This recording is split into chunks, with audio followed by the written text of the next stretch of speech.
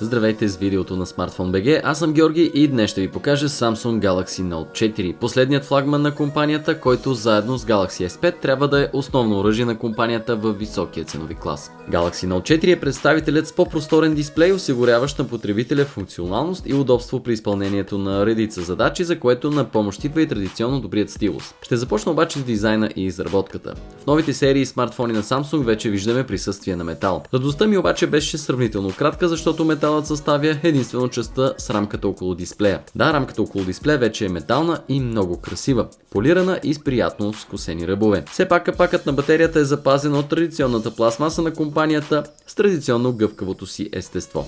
Разбира се, тази гъвкавост не бива да ни подлъгва, защото често пъти този тип пластмаса се деформира и наранява много по-трудно от металните повърхности при изпускане, да кажем. Текстурата на гърба отново е запазена, но като че ли тази в предишния вариант си остава мой фаворит, макар и много сходни една до друга. Смартфонът запазва формите, познати до момента, като дисплеят вече е не 5,5, а 5,7 инча, с което се доближава максимално до 6-инчовите фаблети, но все пак остава под тази общо взето психологическа граница. Въпреки това обаче ми се струва, че смартфонът можеше да бъде и малко по-компактен, като бъде намалена рамката около дисплея, да кажем, но като цяло имаме немалко хардуер в устройството, така че може би до някъде това е разбираемо. Освен в бяло и черно, Samsung предлагат устройството и в бледо-розово и в леко бронзов оттенък на корпуса, но за момента черните и бели модели се очакват като по-масови на нашия пазар. За останалото ще почакаме и ще видим. Дисплеят вече е подсилен най-вече от към резолюция, а пикселите, които ще открием в него, се равняват на 2К резолюцията от 2560 по 1440 пиксела.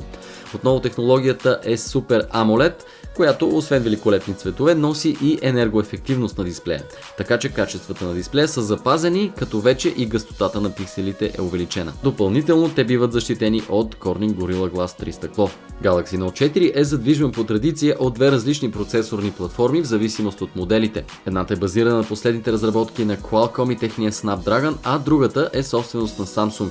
Платформата Exynos, която също е базирана на Cortex A7 и A15 ядрата. На практика тя работи с два комплекта от по 4 ядра, които работят по различно време в зависимост от натоварването на системата. Така се постига максимална енергоефективност и производителност. Енергоефективността се допълва и от Super Saving режима, който видяхме анонсиран още при Galaxy S5, превръщащ дисплея в черно-бял, за да се възползваме максимално от OLED пикселите и тяхната енергоефективност. Тестваният от мен модел не показа никакви проблеми с производителността, както при ежедневни задачи, така и при 3D натоварване. За това допринасят и 3 ГБ оперативна памет, разбира се.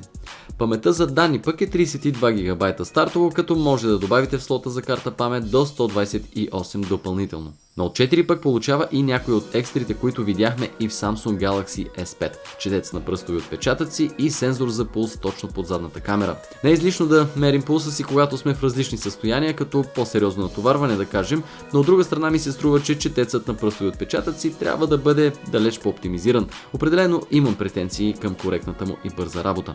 И двете камери вече са подобрени, като предната поддържа и широк ъгъл за правене на селфи. Задната камера вече е увеличена до 16 мегапиксела, като тя записва 4К видео, разбира се. Самата камера има чудесни, интересни софтуерни функции, които можете да използвате, приличен HDR, както и някои други опции за фокусиране на бекграунда или пък обекта, който е на преден план.